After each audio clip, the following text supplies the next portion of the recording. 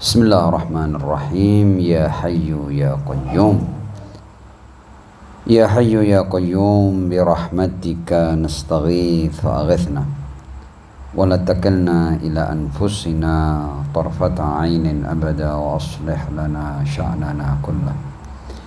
Alhamdulillahi rabbil alamin, bari'il khalaiqi ajma'in, wassalatu wassalamu ala ashrafi wa afdali anbiya'ihi wa rusulih, habibihi wa najibihi wa safiyihi wa khiratihi ala khalqih, al-mahmudil ahmad, al-abdil muayyad, al-mustafa al-amjad, abil qasimil mustafa Muhammad. Allahumma salli ala Muhammad wa ali Muhammad wa ala alihi at-tayyibin at-tahirin al-ma'sumin wa ashabihi al-muntajabin, siyama baqiyatillahi fil aradin. Ajalallahu ta'ala farajahu syarif wa ja'alna jami'al mu'minin wal mu'minat wal muslimin wal muslimat min adba'ihi wa junudi amma ba'd. Ikhwani wa akhwatil a'izza, assalamualaikum warahmatullahi wabarakatuh. Waalaikumsalam. Alhamdulillah, pada malam hari ini kita bisa melanjutkan kajian 40 hadis kita, Al-Arba'una Hadithan lil Imam Al-Khumaini qaddasallahu ta'ala sirrahu syarif. Kita masih berada di hadis tentang hudurul qalb, ya. Kalau tidak salah ini adalah hadis yang ke-27, ya. Dan pertemuan yang keempat, ya. Ini mungkin dari sekian banyak hadis yang telah kita lalui, ini yang paling panjang, ya, sampai 4 pertemuan, ya. Mudah-mudahan ini adalah pertemuan yang kita bisa menuntaskan tentang hudurul qalb. Riwayat, ya, atau hadis yang ke-27 itu berbunyi seperti ini. Hadis dari Al-Imam Ja'far As-Shadiq alaihissalam, ketika beliau berkata, fit Taurati maktubun, tertulis di kitab Taurat. Nah, kalau ada yang bertanya, loh kok Taurat? Kita ini kan Al-Quran kan. Loh iya, Al-Quran kan musaddiqan lima baina yadayhi minat Taurati wal Injil. Ya, apa yang datang di Taurat dan di Injil itu juga dibenarkan sama Al-Quran, kecuali yang sudah dirubah. Jadi tertulis dalam kitab Taurat, Yabna Adam, wahai anak Adam, tafarragh li ibadati. Ya, ini firman Tuhan dalam kitab Taurat. Wahai anak Adam, luangkan, ya, waktumu, dirimu, li ibadati, untuk beribadah kepadaku, untuk menghamba kepadaku. Apa yang didapat? Amla qalbaka ghinan, aku akan penuhi hatimu dengan kekayaan. Jadi hati kita itu diminta untuk kita kosongkan untuk ibadah. Ya, kenapa hati? Karena semua perbuatan kita itu muaranya di hati. Ya, perbuatan-perbuatan itu apa yang ada di hati. Ya, jadi kita disuruh mengosongkan hati ini untuk menghamba kepada Allah. Sebagai imbalannya, amla qalbaka ghinan, nanti hatimu aku buat kaya. Jadi kekayaan di hati. Wala akilka ila talabik, dan aku tidak akan menyerahkan kamu, ya, pada pencarianmu sendiri. Wa alayya an asudda faqataka, dan menjadi kewajiban bagiku, kata Allah, untuk aku tutupi kebutuhanmu. Wa amla'a qalbaka khaufan minni, dan aku akan penuhi hatimu rasa takut kepadaku. Wa illa tafarragh li ibadati, kalau kamu tidak kosongkan hatimu untuk beribadah padaku, amla' qalbaka syughlan bid dunya, aku akan penuhi hatimu sibuk dengan dunia. Tsumma la asuddu faqataka, kemudian aku tidak akan menutupi atau memenuhi kebutuhanmu. wa akiluka ila talabik, dan aku serahkan kamu pada pencarianmu. Ini bunyi hadisnya ya. Ada banyak pembahasan.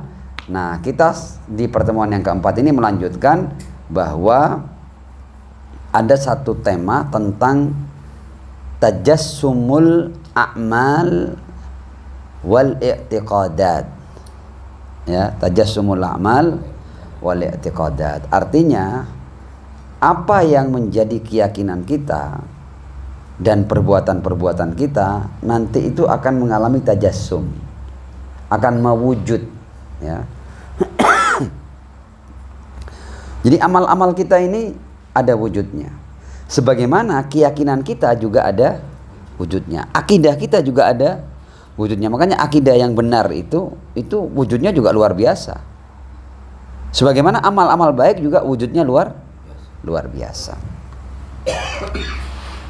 Di sini Imam Humaini menjelaskan bahwa amal-amal yang soleh dan keyakinan-keyakinan yang benar itu nanti akan menjelma menjadi wujud-wujud yang bercahaya dan menyenangkan,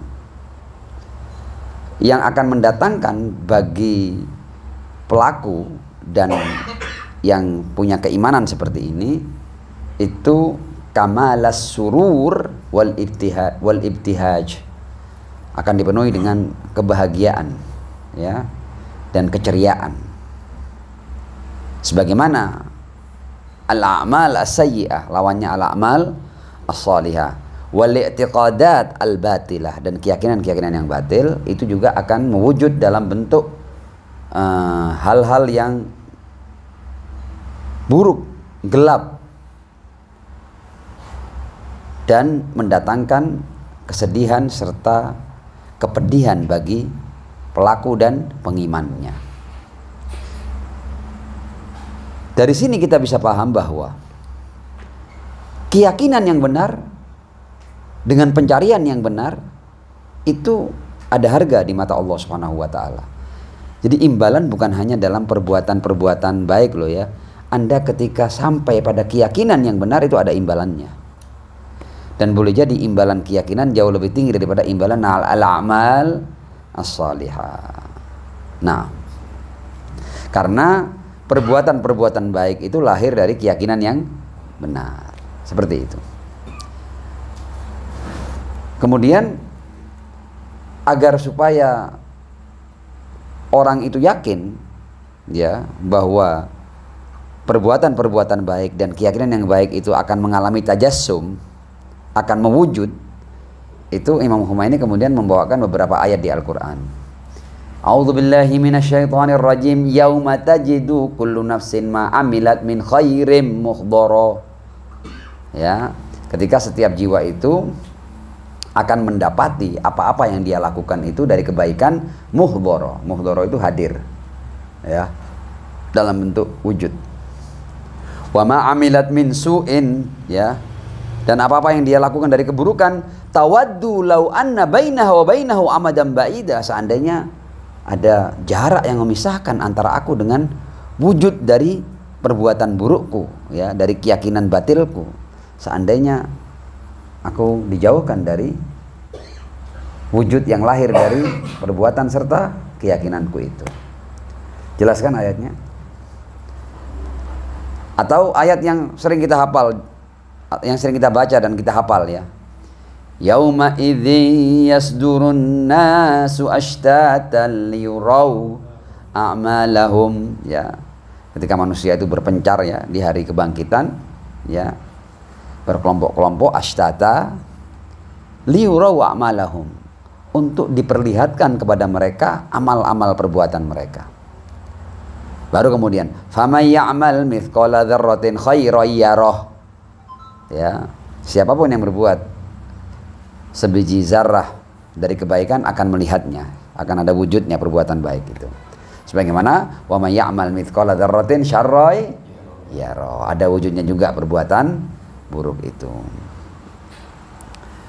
Ya, jadi ini yang disebut dengan tamatsul. Ya.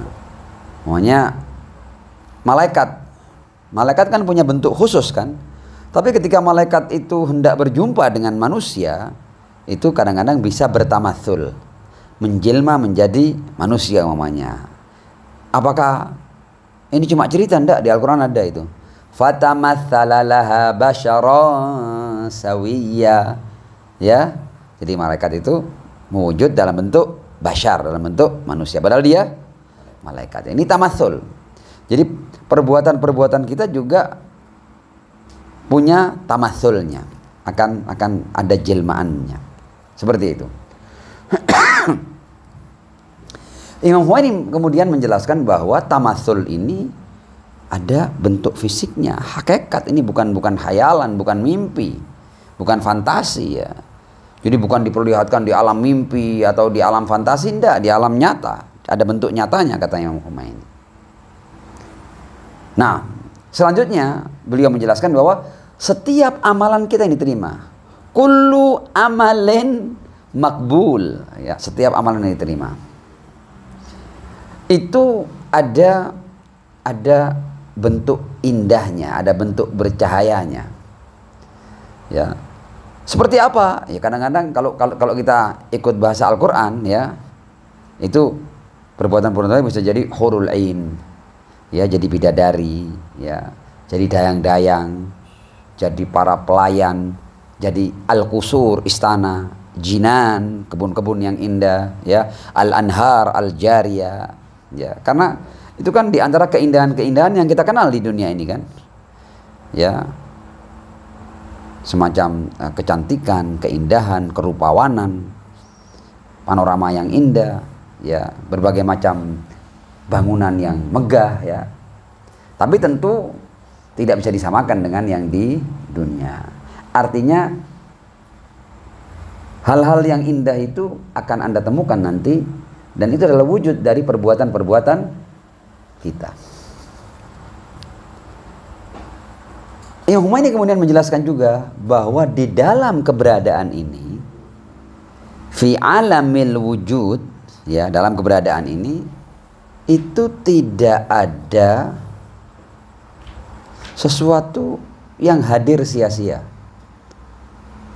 Jadi tidak ada wujud yang sia-sia. Semuanya dicipta dengan tujuan dan makna. Ya, karena itu kita tidak boleh meremehkan apapun dalam kehidupan dunia ini. Wah, sementara kita kadang-kadang kita meremehkan manusia. Manusia adalah makhluk yang terbaik loh ya. Laqad khalaqnal insana fi ahsani taqwim. Ya. Kadang-kadang kita dengan mudah kita meremehkan sesama manusia. Yang Huwaini mengatakan bahwa di alam wujud ini tidak ada yang hadir kebetulan, yang hadir sia-sia, tidak ada, semua ada maknanya. Jadi bahkan ketika Anda melihat seekor serangga kecil yang bahkan Anda tidak pernah lihat, tidak pernah tahu bentuknya, tidak pernah tahu namanya, itu dicipta dengan makna dan tujuan tertentu. Kalau Anda tidak tahu, itu jangan salahkan yang lain kecuali diri Anda. Memang Anda tidak sampai pada pemahaman itu. Tapi tidak ada yang dicipta itu juzafan, tidak ada yang sia-sia. Karena itu kita dalam kehidupan ini kita harus menghargai semua ciptaan Allah Subhanahu wa taala.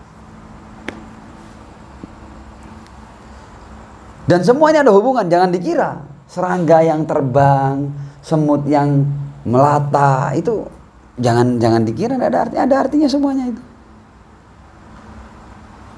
Karena tidak ada yang dicipta sia-sia dan semua terkait, terkoneksi. Karena itu dalam surat Sulaiman digambarkan bahwa Sulaiman bercakap-cakap dengan semut. Padahal kalau sekarang ada orang ini bisa ngomong sama semut kan jadi bahan ketawaan kan. Ya apalagi kalau memang kemudian cuma sekedar dakwahan palsu, bisa ngomong sama semut, bisa bahasa semut padahal cuma pura-pura kan. Tapi bukan berarti ketika ada banyak orang yang berdusta bahwa dia bisa melakukan ini itu, bukan berarti tidak ada yang benar-benar mampu melakukan itu. Ada yang punya kemampuan berkomunikasi dengan semut, ya. Nah, dan bahkan kata Imam Huwaini, hal ini bukan hanya kita terima sekedar dari ayat dan riwayat yang berstatus dogma, tapi bahkan al-barahin al-aqliyah, ya, wal falsafiyah itu bisa membuktikan itu. Ya, tapi tidak di sini kita menjelaskannya ya. Sebab kalau kita mau paham itu kita harus selesai dari masalah-masalah logika, dari masalah-masalah filsafat sehingga kita mampu menangkap pendalilannya ya. Dan bukan di sini tempatnya. Tapi intinya beliau mengatakan bahwa hal-hal yang saya ucapkan tadi ini selain ada ayat dan riwayatnya tapi juga sesuai dengan maqayis al-aql wal barahin al-falsafiyah.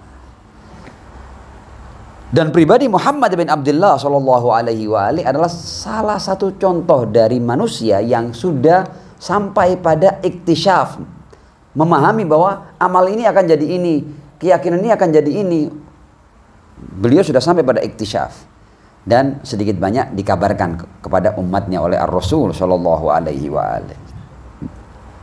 Sehingga kita punya banyak pengetahuan yang tidak pernah kita alami. Kita dapat informasi gratis dari Ar-Rasul Shallallahu Alaihi Wasallam sebagai orang yang telah mencapai capaian yang sangat tinggi. Ya, dia sudah sampai pada iktisyaf. Ya, iktisyaf itu dia memahami hal-hal yang tidak dipahami oleh kebanyakan orang dan beliau berbaik hati untuk berbagi pengetahuan itu kepada kita. Nanti begini loh, nanti begitu loh ya, seperti itu. Kemudian Imam Humaini beralih lagi tentang bahwa ingat ya, sempurnanya ibadah itu bergantung pada niat. Ya, jadi Anda jangan hanya berbuat, Anda jangan hanya beramal, Anda jangan hanya berkeyakinan, tapi pastikan niat Anda di balik ini semua itu apa. Karena niat yang akan menentukan. Ya. Tidak apa-apa lah, dalam hal ini saya terpaksa memberikan contoh ya supaya paham aja. Sering kan saya bawakan ada dua orang gugur dalam perang bersama Ar-Rasul Shallallahu Alaihi Wasallam. Ada A, ada B, dua-dua terbunuh perang bersama Ar-Rasul, dibunuh oleh musuh Ar-Rasul. Yang A dihormati sama Rasulullah, yang B biasa. Seakan-akan bahkan diabaikan, padahal sama-sama gugur. Ketika ditanya, ya Rasul, kenapa engkau perlakukan beda orang yang gugur dalam peperangan bersamamu ini? Dikatakan iya, yang ini dia datang berperang dalam rangka membelaku, karena Allah dia datang. Kalau yang ini dia gugur, dibunuh oleh musuhku, tapi dia datang perang niatnya untuk dapat rampasan perang, bukan untuk keridhaan Allah, bukan untuk membela agama, enggak, untuk dapat rampasan perang. Berbeda. Sama, perbuatannya sama, terbunuh sama, mempersembahkan jiwa sama, tapi niat membuat ini mulia, membuat ini tidak ada artinya. Hati-hati. Kata yang ini, wa anna kamalal ibadah wa husnaha manutun bin niyah. Ya, sangat bergantung pada niat. Dan niat itu juga perlu dipertahankan ya. Kadang-kadang orang awalnya niatnya baik, tiba-tiba berubah menjadi buruk. Ada orang yang perbuatannya ini sudah masuk dalam catatan amal yang luar biasa. Di umur 50 tahun dia katakan, ini perbuatan 30 tahun yang lalu. Di umur 50 dia ngomong, kamu tahu siapa yang bantu itu? Siapa kalau bukan saya? Habis. Hati-hati. Ya, niat baik itu harus dipertahankan. Harus muhafadzah. Ya, kalau tidak muhafadzah nanti hilang. Hati-hati. Nah, di sini kemudian Imam ini memberikan kepada kita nasihat, bersegeralah untuk melakukan islah. Hai hamba, kamu tidak punya banyak waktu loh ya. Kematian bisa datang kapan saja loh ya. Kesempatan bisa berakhir loh ya, dan kamu tidak tahu kapan berakhirnya. Bersegeralah untuk islah. Cepat-cepat perbaiki dirimu. Jadi sekarang ini ketika kita mendapatkan nasihat seperti ini, kita cepat ya Allah, aku ingin menjadi hambamu yang baik. Aku sudah tidak perlu pujian orang, aku tidak perlu aplaus, aku tidak perlu terkenal, aku tidak perlu populer. Ya, aku hanya ingin mencari ridhomu ya Allah. Bantu aku dalam menjadi baik, dalam menjadi hamba yang baik, menjadi hamba yang tulus. Ya mulai sekarang ini ya. Ini sambil kita mengkaji ini, kita melakukan islah, kita janji sama Tuhan. Dan keputusan ini ketika kita ambil dengan benar, Allah sangat mudah untuk menghapus semua kesalahan kita. Yang dulu-dulu kita lakukan dengan riya bisa dihapus ketika hamba ini, oh ternyata dia kembalikan padaku, bisa menjadi baik kembali, tidak hilang gitu. Rahman Rahim. Cuma kita tinggal switch saja niat kita. Dipahami ini ya? Shallu ala Muhammad wa ali Muhammad. Allahumma shalli ala Muhammad wa ali Muhammad. Wa'ajjil farajahu. Naam. Kata Imam ini, bersegeralah untuk memperbaiki diri. Meskipun Anda harus berlelah-lelah, susah-susah ya dalam menjalankan berbagai macam kewajiban dan ibadah itu dan kebaikan itu. Setidaknya kata Imam ini hal-hal yang wajib lakukan. Dan Anda juga kalau punya kesempatan lakukan juga yang nawafil, yang sunnah. Karena perbuatan-perbuatan sunnah itu atau amalan-amalan yang sunnah itu, nawafil itu akan menambal yang kurang dari yang wajib. Jadi nawafil bisa menambal kekurangan yang ada di faraid, yang di fardu-fardu itu. Dalam sebuah riwayat dari Al-Imam Al-Baqir alaihissalam, innama ju'ilatin nafilah liyatimma biha ma yafsudu minal fariidhah. Kenapa kok juga dianjurkan untuk melakukan dalam sholat? Kan ada sholat nafilah kan sudah ada sholat wajib. Kenapa kok ada juga sholat nafilah? Dijadikan nafilah itu agar bisa menyempurnakan hal-hal yang rusak dari fardhu. Ya, jadi penambalnya. Sama kan? Kalau kita ini semua itu ada untuk servisnya. Kalau ini rusak, ini untuk servisnya. Kalau maunya genteng bocor, ini untuk menambal bocornya. Amalan juga begitu. Amalan-amalan yang fardu, kok ternyata saya dalam sholat tadi itu khusyuknya cuma sekian persen. Gimana supaya selamat tadi itu? Silakan sholat nafilah, akan tertambal nanti itu.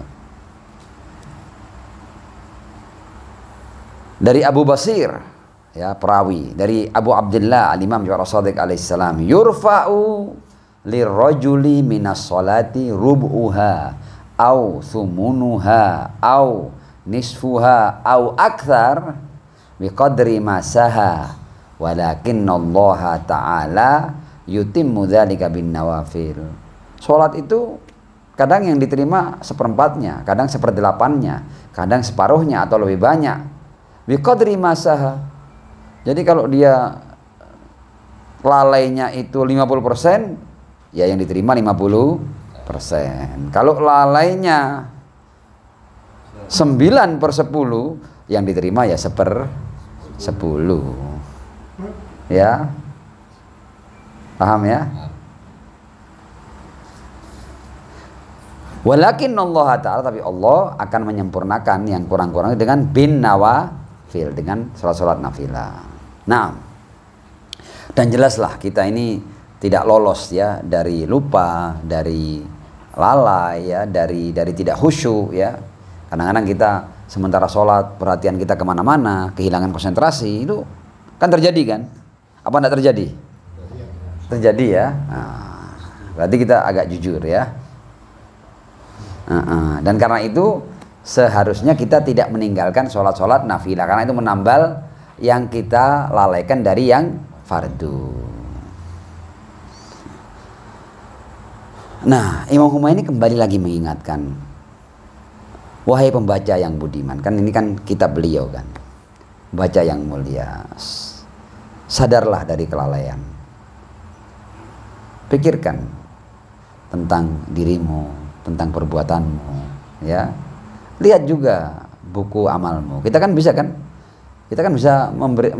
bisa mengajak pikiran kita ini kembali ke sejak kita masuk usia taklif, sejak saya masuk usia akil balik itu, sholat saya seperti apa, puasa saya seperti apa, akhlak saya seperti apa, hal-hal buruk apa yang pernah saya lakukan, kejahatan apa yang pernah saya lakukan, siapa saja orang yang pernah saya gunjing, siapa saja orang yang pernah saya hinakan, siapa saja yang pernah saya ambil.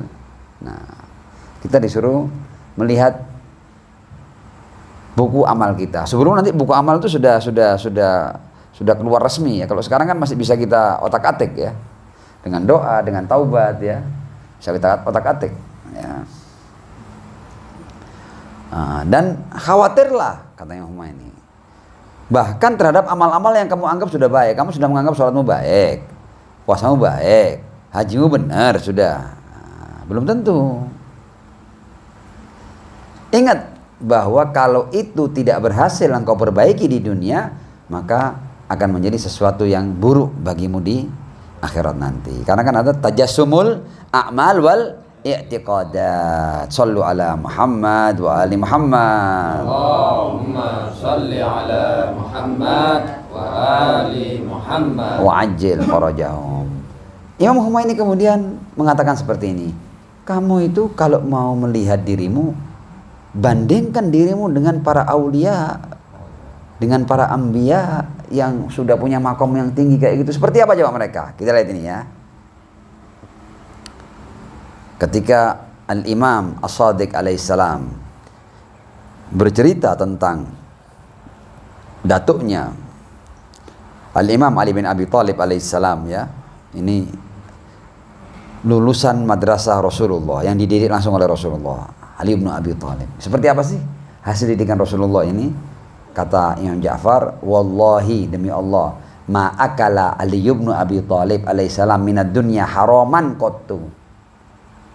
Secuil pun, setitik pun dari yang haram belum pernah masuk ke dalam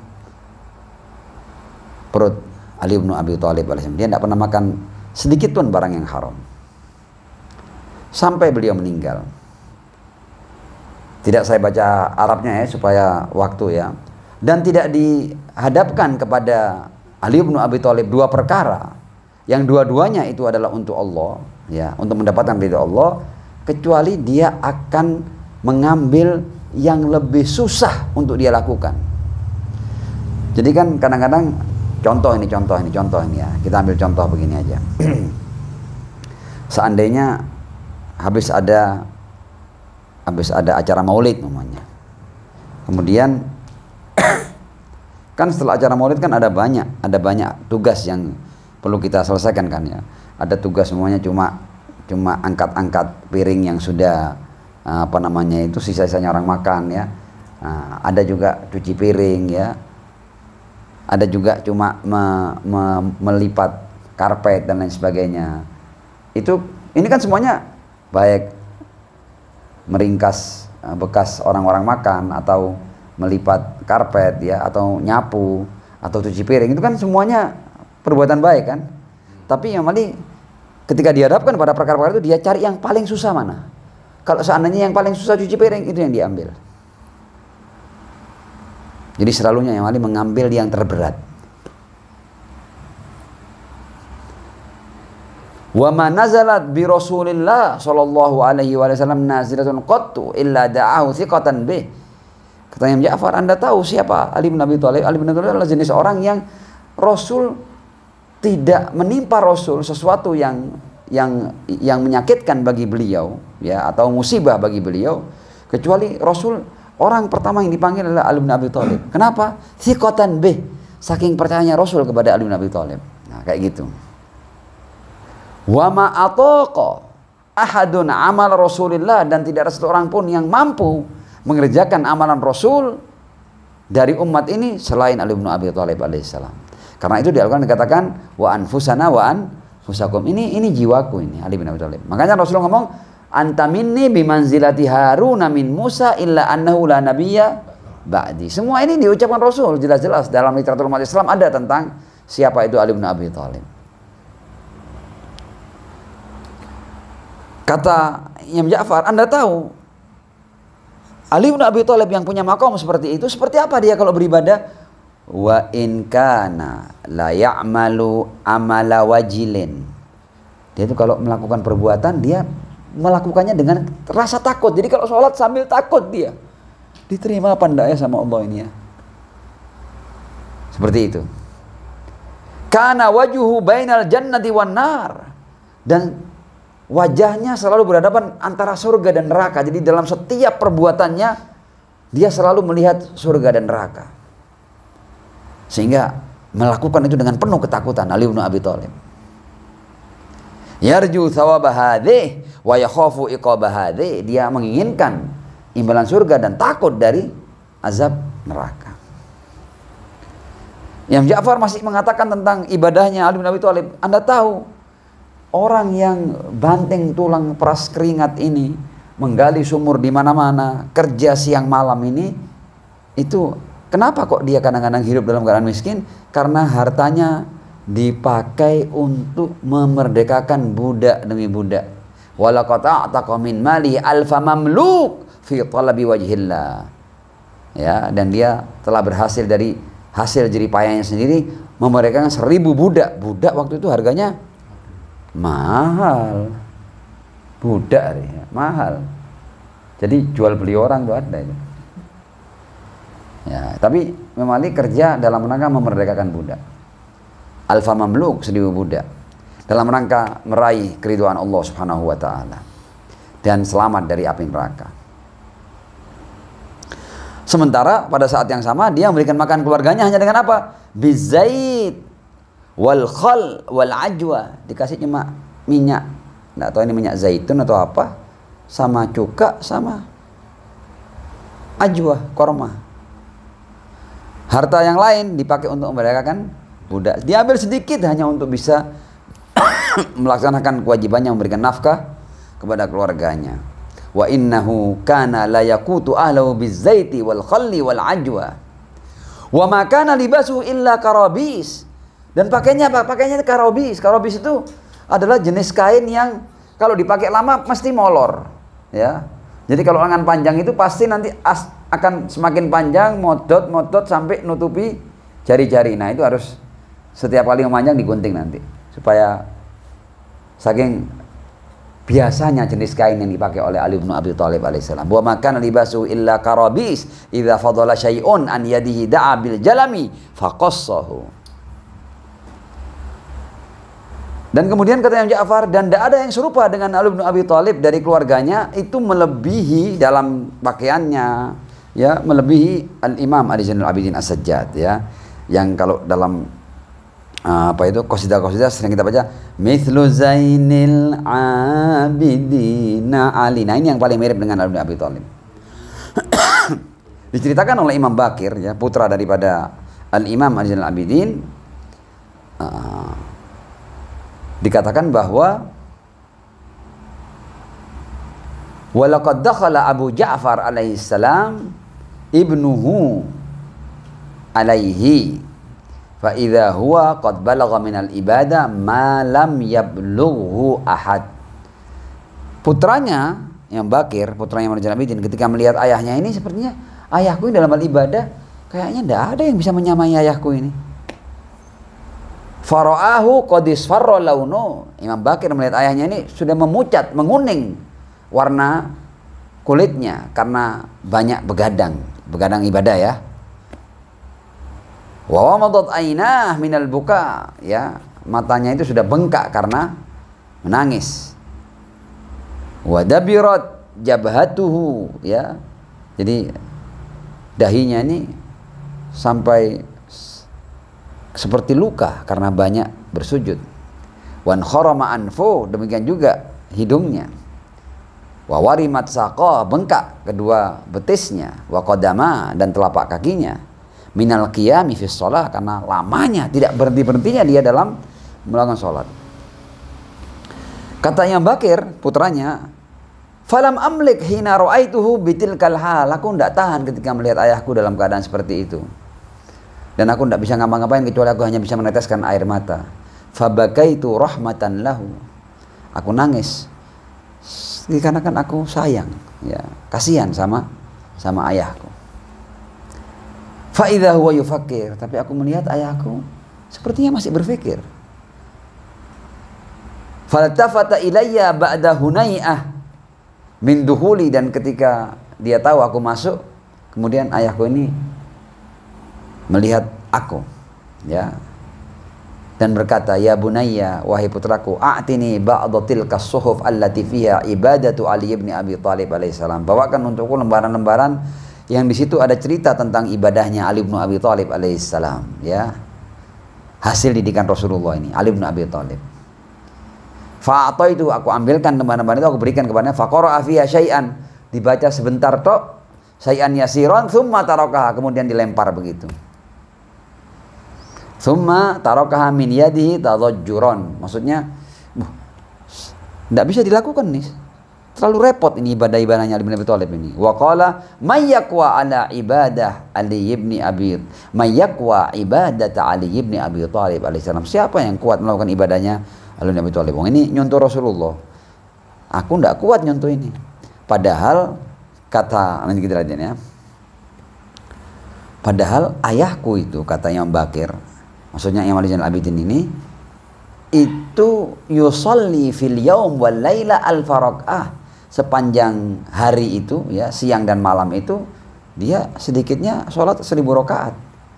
Wa kanatir rihu tumayyiluhu mithla sumbulah, ya, dan angin itu ketika menerpanya itu saking kurusnya ayahku itu sampai seperti sumbulah. Sumbulah itu seperti apa namanya itu, tangkai yang ada padinya itu kan, nunduk kan, kalau kena angin goyang-goyang gitu. Nah, seperti itu ayahku. Nah, Imam Humaini kemudian berkata, azizi fakir qalilan fi hadhil ahadits asy-syarifah. Coba kamu pikirkan bagaimana orang-orang ini, orang-orang yang sudah punya makom seperti ini, ternyata ibadahnya seperti itu. Di mana kalian dan di mana mereka? Di mana kita dan di mana mereka? Kita hidup seakan tidak peduli, seakan tidak ada rasa takutnya, ada rasa khawatirnya, tidak ada hati-hatinya dalam berucap, dalam berbuat, ya. Seakan-akan kita ini yang punya segala-galanya, padahal kita ini hamba, tidak punya apa-apa, kita bergantung. Kita di hadapan surga dan neraka, tapi seakan kita tidak sedang menghadapi hal yang besar itu. Kebahagiaan abadi, kesengsaraan abadi itu hal-hal yang sangat penting dalam kehidupan kita, tapi seakan kita tidak peduli. Nah, kita akan masuk pada bagian-bagian akhir. Ma'assalati ala Muhammad wa ali Muhammad. Allahumma shalli ala Muhammad wa ali Muhammad wa ajil farajahum. Nah, ini pembahasan agak penting ini, ya. Ketika beliau hendak menjelaskan apa yang dimaksud tafarragh li ibadati amla qalbaka ghinan. Apa yang dimaksud dengan kekayaan hati ini? Kok yang kaya hati? Kaya kan harusnya kan harta kan? Masa hati kaya? Bagaimana hati kaya itu? Kita agak susah membayangkan hati kaya itu maksudnya apa ini. Nah, ini dijelaskan ya. Ini perlu perhatian sedikit ya. Kalau kita sudah lolos ini, kita dapat makna yang luar biasa. Jadi tafarrugh lil ibadah akan mendatangkan kekayaan di hati. Amla qalbaka ghinan. Pertama, kita semua tahu bahwa kekayaan itu merupakan kesempurnaan. Sepakat ya? Jadi kaya miskin. Kalau kaya sama miskin, mana yang lebih sempurna? Pasti kaya kan? Nah, jadi kekayaan itu adalah sebuah kesempurnaan, tidak bisa kita pungkiri. Nah, bahkan kaya itu termasuk sifat-sifat kamaliyah untuk setiap maujud, ya. Dan karena itu, kaya itu adalah salah satu sifat dzati untuk Allah Subhanahu wa taala, ya ghaniyyu. Ya. Jadi memang kaya itu adalah sifat yang luar biasa, sampai Tuhan pun menyifati dirinya dengan ghani, ya.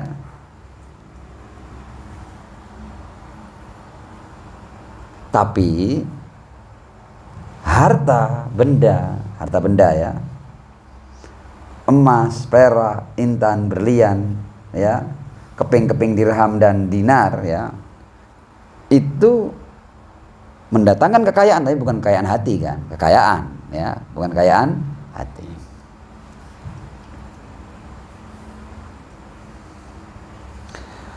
Imam Humaini kemudian menjelaskan, ini penting, ini mulai masuk pada hal yang penting, bahwa orang yang tidak punya kekayaan di dalam hati, tandanya itu kerakusannya terhadap harta benda dunia itu lebih dahsyat. Jadi kalau ada orang yang sama harta itu rakus, yang sama al-mal wa tharwah, ya, itu haris, itu tanda bahwa hatinya miskin. Nanti dulu, ini step-step dulu ya. Nanti kita akan sampai pada kesimpulan.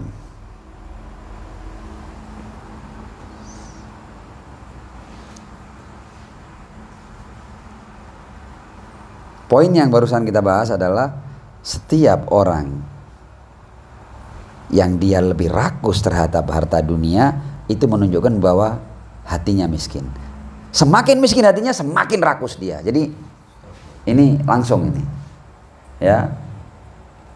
Kita tidak bisa keluar, tidak bisa bohong dari rumusan ini, ya. Jadi kalau kita mau tahu sekaya apa sih hati kita, lihat sejauh apa kerakusanmu kepada dunia. Semakin kamu mudah ngiler, mengeluarkan liur dengan dunia, begitu orang berbicara harta dunia, bicara tentang ini, ya berarti semakin miskin kamu. Semakin kuat daya tarikmu kepada dunia, semakin miskin hatimu. Allahu Akbar. Kita lihat ya.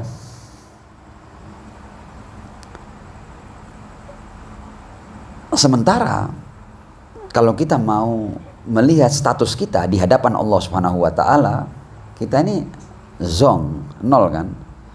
Seringkali kan kita bahas kan bahwa apa sih yang benar-benar milik kita? Tidak ada kan. Semuanya pemberian. Berarti kita ini fakir mutlak, fakir mutlak. Yang memberi kita ghani mutlak. Kata yang ini, semua yang ada ini dari yang paling rendah, katakanlah tanah, at-turab, ila dzurwatil aflak, ya, sampai di falak-falak yang paling tinggi, ya. Dan dari al-hayula al-ula ilal jabarut al-a'la. Ini alam-alam yang jauh lebih tinggi daripada alam dunia, ya. Yang bahkan kita cuma bisa nyebut aja. Itu semua yang ada, ya, baik di alam dunia maupun sampai ke aflak, baik di hayula ula sampai ke al-jabarut al-a'la. Itu jadi alam malaikat, alam semuanya itu semuanya itu fakira wa muhtajah. Semuanya itu fakir dan perlu, butuh kepada Allah Subhanahu wa taala. Karena itu, nah ya, jadi bayangkan kalau semua yang wujud yang tinggi tadi ini itu semuanya fakir mutlak. Bagaimana dengan wujud yang rendah, dunia ini, harta benda dunia ini? Ya, di alam-alam yang jauh lebih tinggi daripada dunia itu mereka semuanya fuqara, ya, fakir mutlak. Bagaimana dengan yang ada di alam dunia? Ya, lebih rendah lagi. Karena itu katanya Humaini, ketika hati itu terkait dengan selain Allah yang ghani secara hakiki, berarti Anda sedang menjalani kemiskinan. Anda itu ketika bergantung kepada selain Allah, Anda bergantung kepada sesuatu yang hakikatnya fakir, yang mereka zong, ya. Contoh umpamanya, kita kan sudah ngaku kan bahwa tidak ada yang milik kita, semuanya pemberian. Loh, kalau kita bergantung kepada yang sesama kita, berarti Anda bergantung kepada makhluk yang sama dengan Anda yang sepenuhnya bergantung kepada Allah Subhanahu wa taala. Jadi sebagaimana Anda fakir mutlak, orang lain yang Anda anggap kaya itu pun fakir mutlak. Dan kalau Anda menggantungkan diri Anda kepada selain Allah, berarti Anda menggantungkannya kepada makhluk. Ketika Anda menggantungkannya kepada makhluk, Anda menggantungkannya kepada kefakiran. Ya, mulai dipahami ya pelan-pelan ya. Shallu ala Muhammad wa ali Muhammad. Allahumma shalli ala Muhammad wa ali Muhammad. Wajil farajam. Karena itu setiap kali hati Anda itu terikat dengan sesuatu yang fakir mutlak, semakin Anda terikat dengan kefakiran mutlak, ya Anda semakin fakir. Ya, paham ya? Nah. Jadi ketika Anda bergantung kepada sesuatu yang dia bergantung mutlak, maka Anda tidak akan pernah berhenti dari kefakiran. Anda hanya akan menggantungkan satu kefakiran kepada kefakir. Karena itu orang yang mencari dunia itu dia tidak pernah berhenti. ini kayaknya kurang, ini kayaknya kurang, ini semua mau diambil sama dia. Kenapa kok begitu? Karena dia hal-hal yang dia dapatkan itu tidak pernah membuat dia kaya, karena dia terus mencari. Jadi kayak ibarat orang makan tidak kenyang-kenyangnya apa? Berarti kan makanan ini kan tidak ada artinya kan? Dipahami ya? Ada makanan yang berarti Anda 1, 2, 3 suap, alhamdulillah kenyang, nikmat, puas, sudah enak. Ada makanan yang dimakan tidak kenyang-kenyang. Ini berarti makanan palsu ini. Ya kan? Ghusa ini bukan makanan yang hakiki, ini mimpi nih kayak kita makan gini ya. Jadi kita bayangkan makan makanan yang enak ya. Makan ya, makan. Padahal tidak ada makanannya ini. Bisa mengenyangkan kita ini? Tidak bisa. Jadi antum lihat ya, orang yang mencari harta dapat ini, dapat banyak dapat. Masih kurang, berarti kan tidak kenyang-kenyang dia kan loh. Memang sesuatu yang tidak hakiki tidak akan pernah mengenyangkan Anda. Dipahami ini ya? Sallu ala Muhammad wa ali Muhammad. Salli ala Muhammad wa ali Muhammad. Wa ajil farajahum. Dan ketahuilah bahwa perasaan rakus dan kefakiran itu tidak akan pernah berhenti kecuali Anda sampai kepada kekayaan yang hakiki, yaitu Allah Subhanahu wa taala. Ketika Anda sampai kepada Allah, Anda telah mendapatkan segala-galanya. Ketika Anda tidak bergantung kepada Tuhan, Anda kehilangan segala-galanya.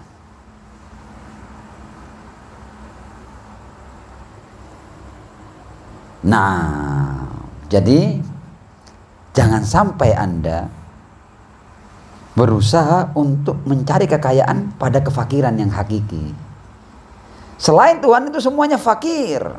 Dan karena itu Anda jangan pernah mencari kekayaan kepada orang-orang yang fakir, kepada benda-benda yang pada zatnya itu fakir. Ayatnya apa? Ya ayyuhan nasu antumul fuqara'u ilallah. Jadi semuanya fuqara, ya. Apakah orang-orang yang punya harta itu tidak fuqara ilallah? Fuqara ilallah.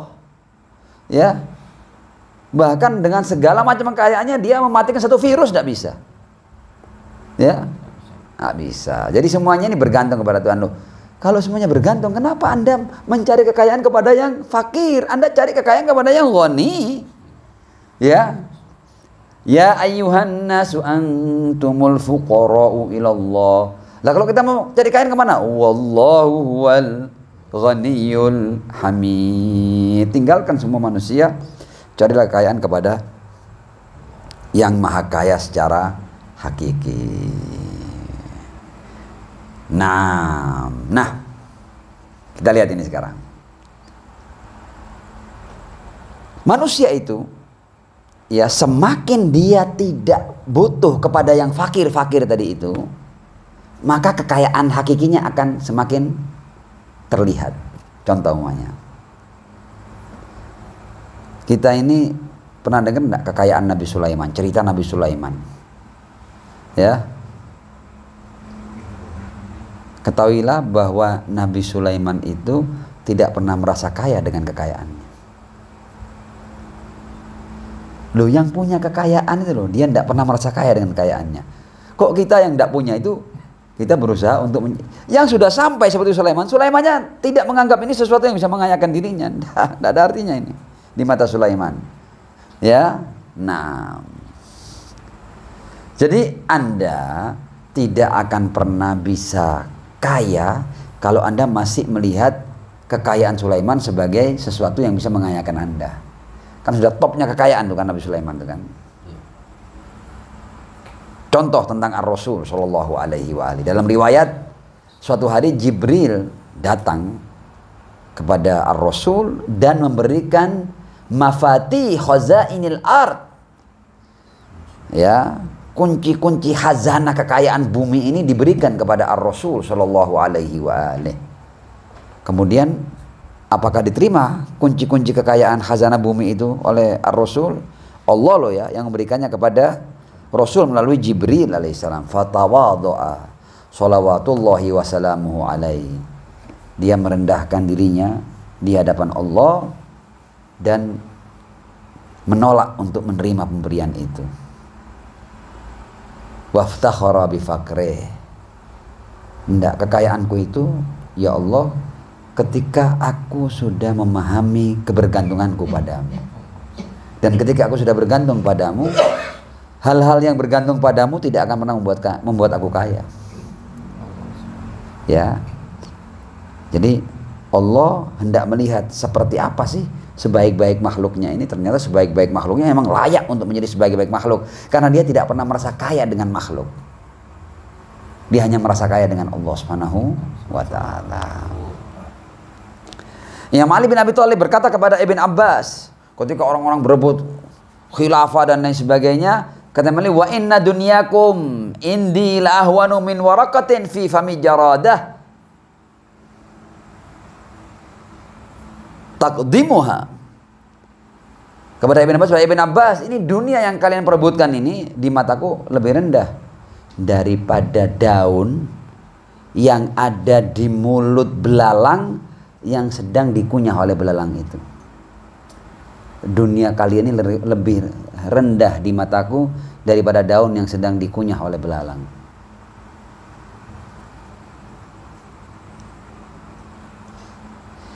Imam Ali Zainul Abidin yang mithlu Zainil Abidina Ali berkata, astankifu an atlubad dunya min khaliqiha.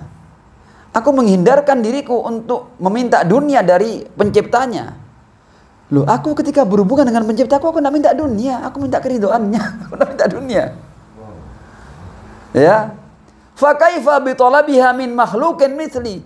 Kalau aku saja tidak mengizinkan diriku untuk minta dunia kepada pencipta dunia, bagaimana aku mengizinkan diriku untuk meminta dunia dari makhluknya, dari kholiknya? Aku tidak minta dunia, karena ada hal yang jauh lebih besar daripada dunia, yaitu keridhaan Allah Subhanahu wa ta'ala.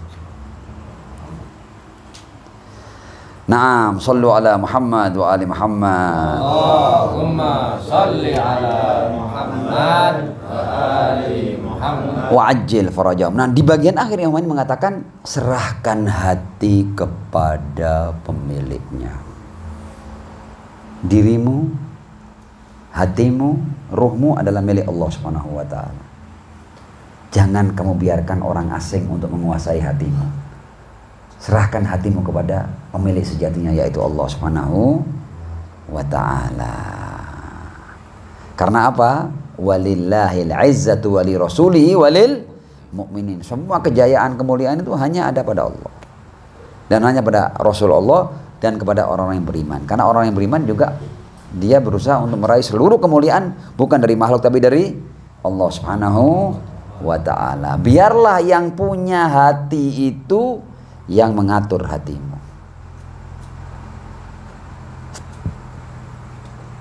Jadi jangan sampai engkau serahkan hati kepada yang bukan pemiliknya.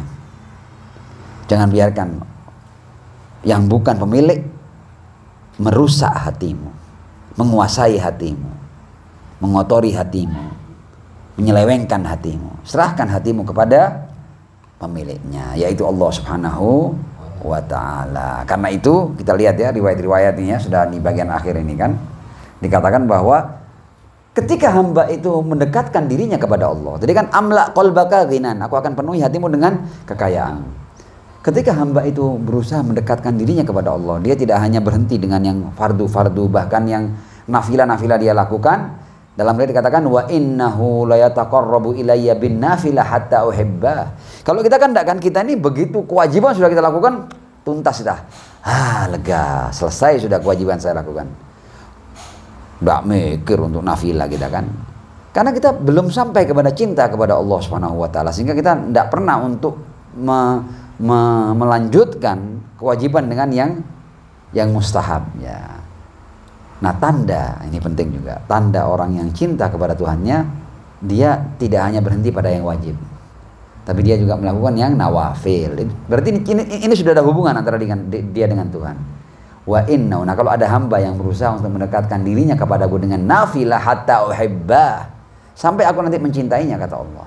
Fa idza ahbabtuhu, kalau aku mencintainya, kuntu sam'ahu alladhi yasma'u bih. Aku yang akan mengendalikan dirinya, aku menjadi pendengarannya. Wa basaruhu alladhi yubsiru bi, aku akan menjadi matanya. Wa lisanahu alladhi yantiqu bi, aku akan menjadi lisannya. Karena itu Rasul la yantiqu anil hawa in huwa illa wahyun yuha. Jadi lisan Rasul jadi lisan Allah, ya. Ya kita jauh dari situ ya. ya 0,0 sekian % is okay, no problem ya, daripada ndak sama sekali ya. Akhirnya yang kalau Rasul kan wa ma yantiqu anil hawa in huwa illa wahyun yuha, kalau kita wa ma yantiqu anil hawa in huwa illa syaitonun auha ilayya atau yuhi ilayya wa na'udzubillahi min dzalik ya. Ya. Jadi ndak ngawur ini walisana, ini Al-Qur'annya ada wa ma yantiqu in huwa illa wahyun yuha. Walisanahu alladzi yantiqu bi wa yadahu allati yabtishu biha ya. Jadi Allah akan, ketika kita serahkan hati kita kepada Tuhan, nanti kita akan dikendalikan oleh Allah. Ya, ini jangan diartikan macam-macam loh ya. Oh, menjadi Tuhan. Nah, nanti akhirnya nanti masuk Trinitas, tidak begitu, tidak begitu. Tetap hamba tapi dalam kendali penuh Allah Subhanahu wa taala. Intinya begitu. Jadi kita tinggal menyerahkan diri kita kepada Allah Subhanahu wa taala. Nah, dan ketika kondisi itu berlanjut ya, hubungan kita dengan Allah Subhanahu wa taala, nanti kata Imam Humaini, nanti hamba itu wa amla qalbaka khaufan minni. Jadi ketika kita sudah takut sama Tuhan, faedahnya apa? Faedahnya kita tidak pernah takut kepada selain Tuhan. Hilang takut kita.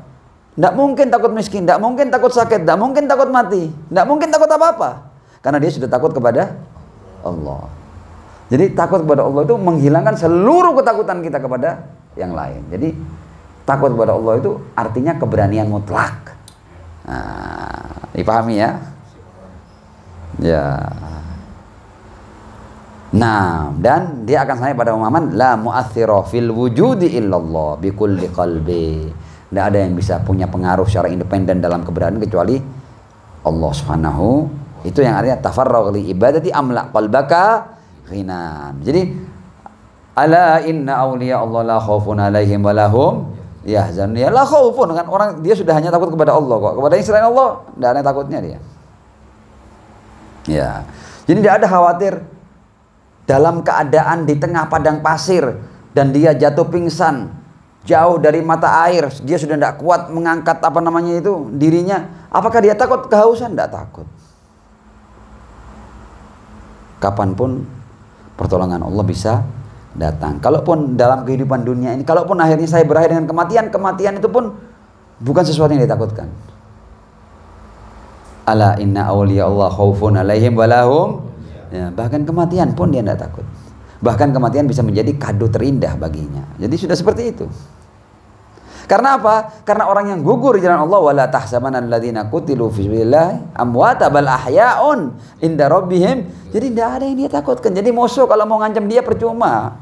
Anda hanya akan mengantar dia pada sesuatu yang dia nanti. Ya. Nah, jadi seperti itu. Prosesnya seperti itu. Sebaliknya, kalau seandainya hati itu tidak kita serahkan kepada Allah, kita akan dipenuhi dengan kefakiran, karenanya dia rakus. Ya, tidak pernah berhenti untuk mencari harta, dan dia terus merasa miskin. Sementara kekayaannya bertambah, dia tidak pernah merasa kaya. Karena dia miskin hati. Kaya harta, miskin hati. Hasilnya ya miskin.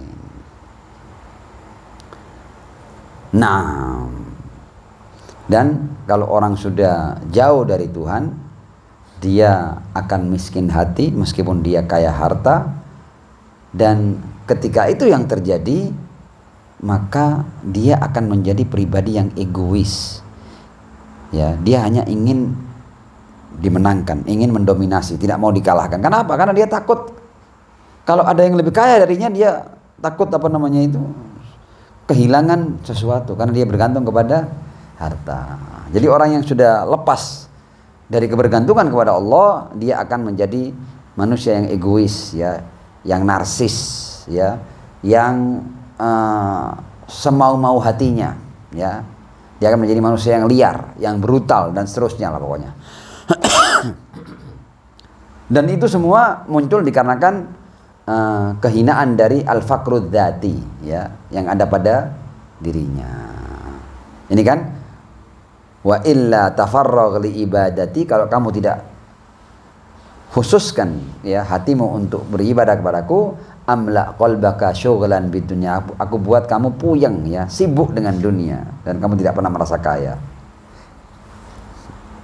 Dan ketika kamu mendapatkan banyak dunia, hal itu tidak akan memenuhi kekuranganmu ya, dan aku akan selalu serahkan kamu pada. Jadi orang ini sepanjang hidupnya dia akan sengsara dengan pencarian harta. Wa na'udzubillahi min dzalik. Naam, sallu ala Muhammad wa ali Muhammad. Allahumma salli ala Muhammad wa ali Muhammad wa ajjil farajahum. Jadi kesimpulan daripada hadis ini adalah bahwa kita sebagai hamba itu kita harus kembali kepada hakikat dan esensi diri kita. Diri kita adalah hamba, maka hamba itu jalur benarnya, sirotol mustaqimnya adalah penghambaan. Jadi Anda itu lihat siapa sih diri Anda sebenarnya. Ketika Anda hamba, maka Anda tidak punya jalan lain kecuali menghamba. Jadi kalau Anda hamba tapi Anda tidak menghamba, Anda akan kehilangan predikat, Anda akan kehilangan esensi. Siapa Anda ini? Anda Tuhan bukan? Kalau bukan Tuhan kan harusnya hamba. Nah kalau Anda hamba, tidak menghamba, lu siapa Anda ini? Ya, jadi jalur tepat bagi hamba adalah menghamba. Jadi kalau ada hamba mau memainkan peran bukan hamba, mainkan peran Tuhan, playing God, ya tinggal tunggu waktu hancurnya. Jadi kita cukup tulus dan jujur menjalani hakikat diri kita sebagai hamba. Ketika kita menghamba, kita akan terkait kepada yang maha segala-galanya. Ketika kita terkait kepada yang maha segala-galanya, kita akan mendapatkan segala-galanya. Mudah-mudahan ya 4 pertemuan dari hadis ya yang berbicara tentang hudurul qalb ini akan membuat penghambaan kita dari waktu ke waktu semakin dipenuhi dengan kehusyukan, keseriusan ya, dan makna ibadah yang sebenar-benar makna, agar kita sampai pada kekayaan hati dan kita benar-benar mendapat panduan daripada Allah Subhanahu wa taala, dan puncaknya kita akan mendapatkan keridhaan Allah Subhanahu wa taala. Orang yang berhasil melakukan ibadah seperti ini, tafarrugh li ibadati, nanti di akhir hayatnya dia akan mendengar ucapan ya ayyatuhan nafsul mutmainnah irji'i ila rabbiki radiyatan fadkhuli fi ibadi wadkhuli jannati tsumma al'afwa minkum wassalamu alaikum warahmatullahi wabarakatuh. Waalaikumsalam.